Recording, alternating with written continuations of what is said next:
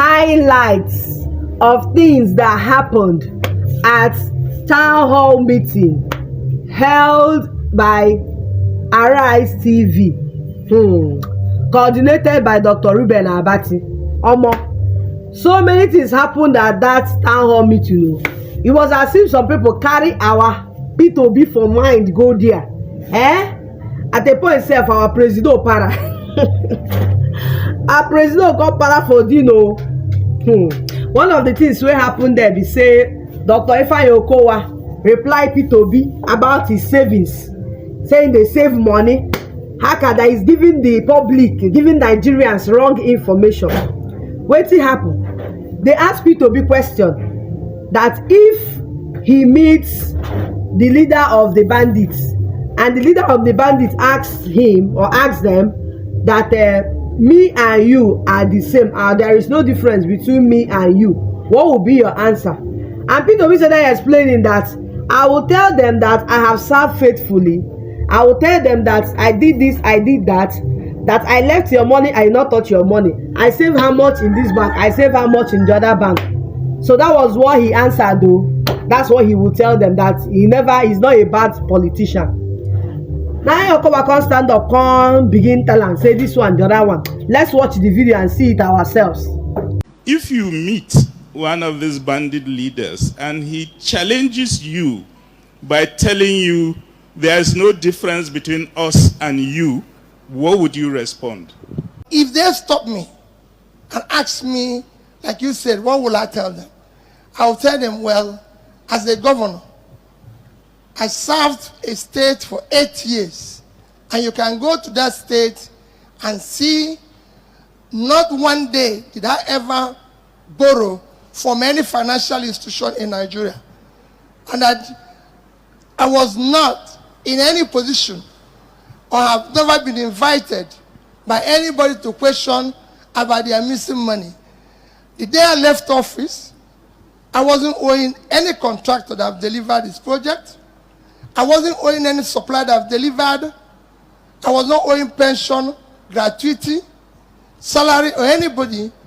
And I can say that in 3 banks in Nigeria, Access Bank, Fidelity Bank, and Diamond Bank, I left in each $50 million, over 10 billion naira for the state. So if they meet me, I'll be able to account for myself and say, I've never borrowed, I've served faithfully, and I left their money. So I'm like them. I'm as angry as they are. That we must be able to chase out those who, where they've passed, nobody can account of what they were given. I don't want to know whether, I don't want to believe that in the midst of scarcity and infrastructure deficit, that what we need to do is to continue to leave money in governance. I don't think that's the pathway to go, because it's only man when people don't have roads to ply on, when the educational system is still in shambles, when the health sector is in trouble, and you say you have excessive money in this country at this time to continue to save it, when the money is depreciating by the day, that's not the right path to go. The right path is to ensure that you use the money for the development of the people, to create entrepreneurs, to create jobs for the people, to create the enabling environment for industries to grow. This is the right thing to do. So we must be cautious, the kind of language you pass on to Nigerians. When you're talking about developed clients, it's different, because they've gone through all this, so they are going through, they have monies that they can save. But at the moment, in a depreciating situation, you can't continue to save when that money is needed to grow the economy and to make the people have livable conditions. So it's important that we are careful about the narratives that we pass on to Nigerians. Okay, thank you very much. At this point, now P2B was really boiling. I don't think he was boiling. He really want to reply the guy, and later he was opportune to give him the reply, and he told him that him saving money was as a result of excellent performance and other things. He answered him. Let's hear it. Thank you. But let me also put it upon that when I left office by only one measure of development, as at that time was Millennium Development Goals. by United Nations and Nigeria federal government, which is party I don't run by party I don't belong, I was number one. I was number one in education. I was number one in health. I won the Bill Gates Prize. Federal government of Nigeria gave me the award for having the best road network in Nigeria. So, but that is aside. So saving money was in addition of excellent performance. You can go and verify. Our Dino can't carry own come. Dino asked him if he believes that the office of the president and that of the vice president are same and one. The reply he gave him, everybody started applauding him. Let's see it. My name is Dino Melaye. My question this evening is to former governor of Anambra State, Peter Obi. And the question is straightforward. With the uncoordinated security network among the security agencies today, and the lack of proper coordination between the office of the president and the vice president, do you, as presidential candidate of Labour Party, believe that the office of the president and vice president is one and same or not? Thank you.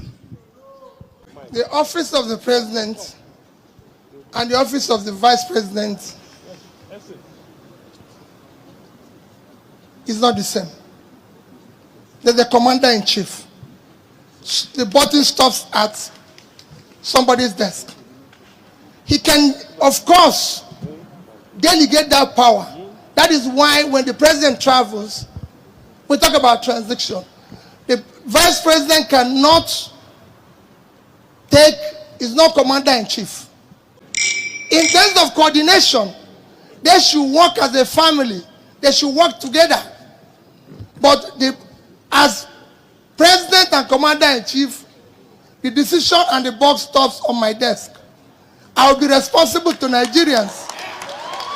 Thank you, my vice president. Quiet in the hall, please. Thank you, my vice president will be working very closely with me. That even the constitution have areas where he delegated the vice president to head. It didn't say he's commander-in-chief. So I'll be in charge. And I will not... Please, no noise from the hall. But that notwithstanding, everybody in government, like the Governor Kowa has said, has to work as a family. A family doesn't mean that you don't have a head. A family, the father is the head, but it's still a family. And they live together. So we will be a family, but I will be in charge. I like that too. I am the commander-in-chief. I will be in charge. The way he says all these things, he give me joy. Another highlight in the event was when the fact finders were trying to check whether the things they said were correct, whether the figures they gave were correct. And they started for Mr. Peter Obi. They said when he talked about Egypt population or Egypt police population, that he said it's about 1 million or more than 1 million. And they checked it, it was correct. Let's see some of the fact findings. Yeah, we are just going to start with Mr. Peter Obi, who has just challenged us. Yeah, so his last claim, factual claim, was that the Egypt police force population is more than 1 million. About 1 million. You are actually correct. Okay. You are correct. So according to official sources, that's correct. Yeah, more than 1 million. Yeah. Please, quiet in the auditorium. Mr. Peter Obi claimed that he was awarded the best governor in Nigeria in the health sector. MDG. I didn't say MDG. No, that you actually didn't say MDG. Yeah. Okay, sorry. By Bill and Melinda Gates. Please, let's allow the fact checker to do its work. Reports we have show that thereafter the candidates will have an opportunity to respond. On July 30, Mr. Obi was awarded the best performing governor on the eradication of polio in the southeast geopolitical region by the Bill and Melinda Gates Foundation. And the award was presented by then Minister of State for Health, Mohamed Pathé, with a cash prize of 120 million naira. So that's what we actually got immediately. Yeah, thank you. Please. Then Mr. Peter Obi claimed that he was the first impeached governor to be reinstated by the judiciary. No, I said second. I said the second. I was here. Yeah. He actually said first at the time. No, when he was speaking, he was actually said first. I said second. Yeah, that's fine. That's fine. That's fine. If he said second, you are correct. After Rashidi Ladoja. That's what. So I had to go back and really hear what P2B said, whether he said first or he said second. Let's see it. I would say I was the first governor to be declared through the courts, because when I contested the election, somebody else was declared, and I went to court and challenged it, and for 3 years I was declared. 6 months into being governor, I was impeached. I went to court again and challenged the rascality, and I became the second person to come back in this country as the governor from impeachment. Actually, he said second. But this P2B too much. Oh, his brain is too much. The way he used to have all these figures, Another thing that was noticed was the obvious absence of APC presidential candidate. He never came, and he never sent anyone. Another one was Atiku not being there, but he sent his vice presidential candidate. Initially, there was really a protest and agitation in the hall. People were angry. Why would he send his VP? And the VP now stood up and said that after all, that the tickets of the president and the vice are one. Initially, when they started this program, Dr. Ruben told us that Atiku will join us, that he will join the program, and he never joined. Join us on this program, who is on his way from Morocco, is Waziri Atiku Abubakar. But in the meantime, while we're still expecting his arrival, we have his running mate, Dr. Ifeanyi Okowa, the governor of Delta State, standing in for him. But we want to assure you that as soon as Waziri Atiku Abubakar is able to make it into this hall, then of course he will take the seat. So it was when they were not attacking Governor Okowa of coming, why your guy no come. And Okowa stood up and said that they duly called Arise TV to confirm if the presidential candidate can be replaced with the vice. And they accepted. I read the letter of invitation to my presidential candidate. It did not clearly state that you cannot be represented. Obviously, it was not. I read it. And we also called to confirm whether he could be represented. And we were asked to go ahead that he could be represented because he was overseas. And I think that settles that matter. But initially, he told us that it be like our guy no go dey go again. He don't dey turn to something else. And another thing that now made P2B angry too, when there was a noise in the hall, when Dr. Ruben was trying to control the hall, he was trying to refer to those people as P2B supporters. He somehow, that was everything in this morning, P2B supporters, and they are just rubbing it on his face. Now P2B now shown Dino melaye that he should stop it, that he has taken enough from him. He called it to be people. This colonel is NPP personnel. You call it to be people. Stop that, please, Dino. You did, Dino. Stop that. I'm taking a lot from you here. What is what? Why are you always calling me? The other day now, that was not yesterday, Dino made a video that trying to did you people see the kind of presidential candidates you want?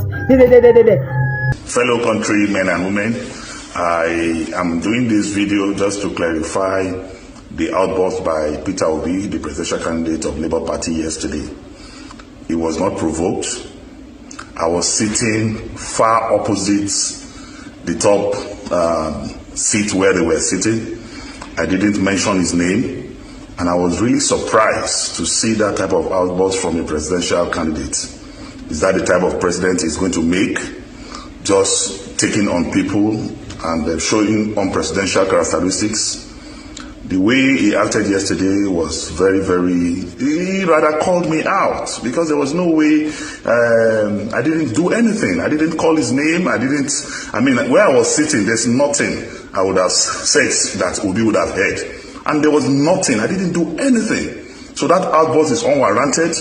very unpresidential, unacceptable of a leader. A leader must be matured.